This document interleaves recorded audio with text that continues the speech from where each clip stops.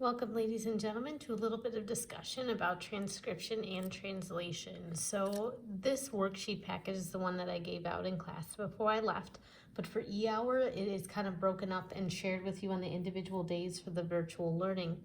I'm just going to go through a few things on the diagrams in the sheets and then spend most of our time working on the back page because I think that's the one that really gets the message home.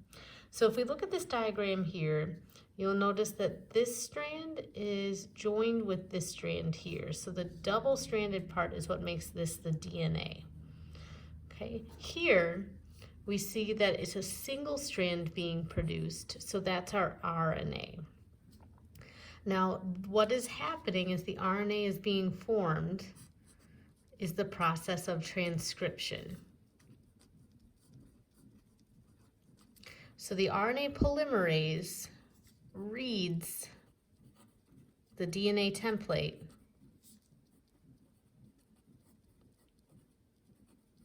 which is what we see right here. So based on the order of the bases in the DNA, the RNA polymerase knows what bases to bring in the RNA strand. So C would match with G.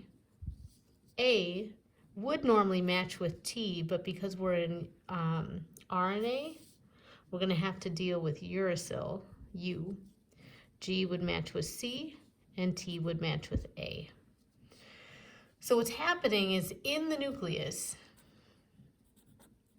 the DNA is stored and protected. But we don't make our proteins in the nucleus, we make them in the cytoplasm.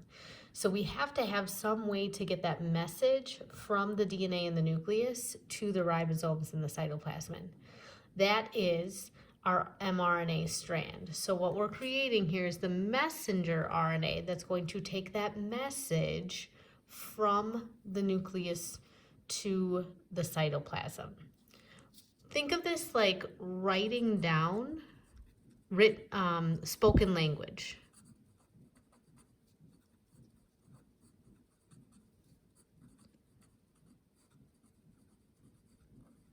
So it's using the same alphabet of nucleotides. So if I speak in English and I write in English, I'm going to use the same letters and words.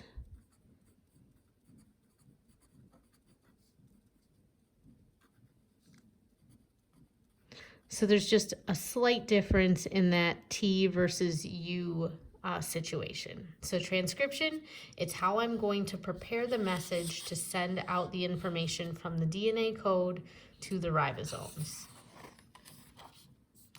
Now when I get to transcription, this is one version of a codon chart. The way that we get the message from the mRNA and turn it into a series of a polypeptide chain is we read in 3 bases at a time. So a codon is 3 bases of RNA. And so this is one form of the chart, and I'll show you guys how to read this one. And it allows us to determine what a particular codon codes for. So if we look down here in our data table, a little bit of practice, GCG. So I always start with the middle and work my way out. Okay, so G here, C, and notice no matter what the third base is, it's going to be alanine. So on the outside, these are all the amino acids. These are the monomers of proteins.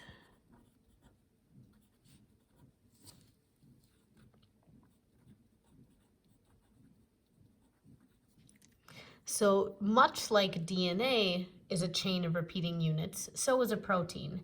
And the order of the amino acids determines its shape and therefore properties.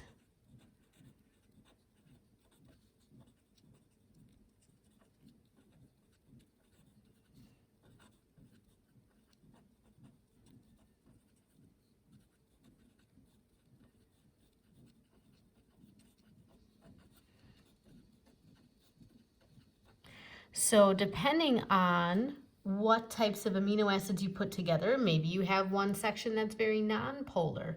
That might help something exist in a membrane that has a nonpolar center.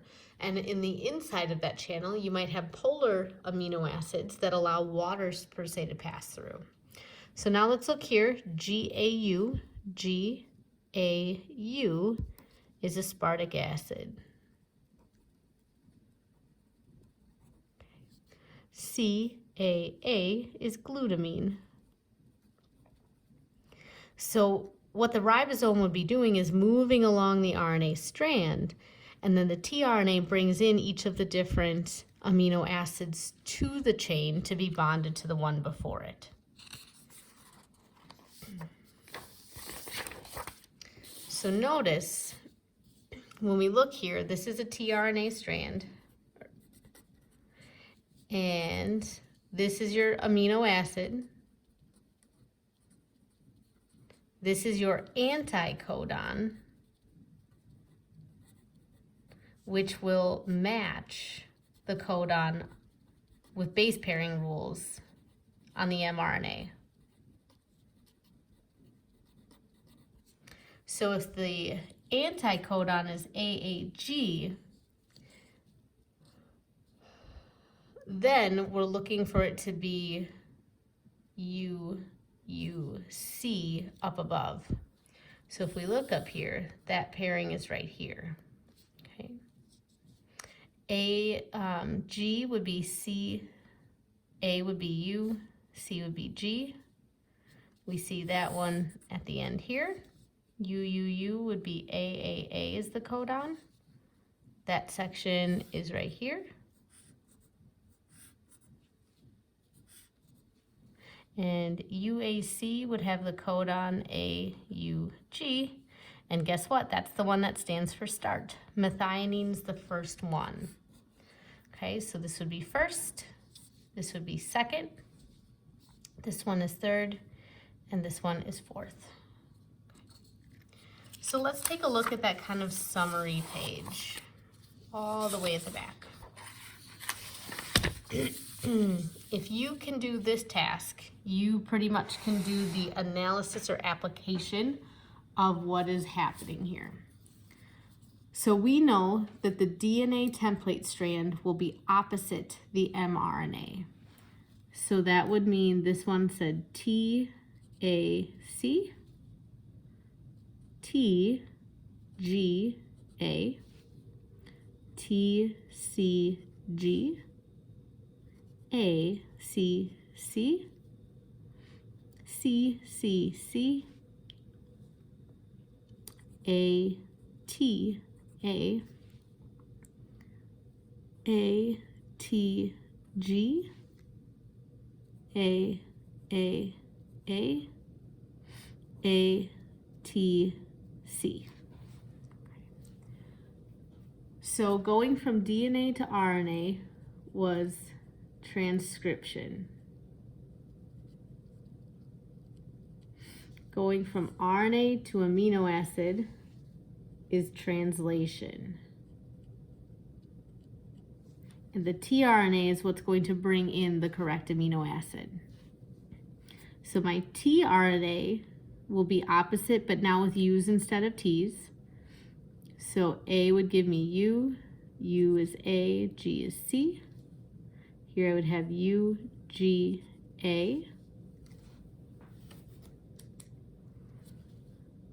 U, C, G, A, C, C, C, C, C, A, U, A, U, G, A, U, C. Now, do you notice something about your DNA strand and your tRNA strand? They're the same sequence because they are both opposite the mRNA. So when we have that pattern, everything's about the base pairing rules and it's taking advantage of that. So now to figure out our amino acids, we just go back to our chart. UAC, UAC would be tyrosine. Okay. UGA, UGA, that's a stop. Oh, I'm reading the wrong ones. That's the mistake you can make. So now we need to remember, this is where the codons are. I made the very common mistake a lot of people do. I was wondering why we didn't start with start. AUG, methionine is the start codon. Met. Okay. ACU is threonine.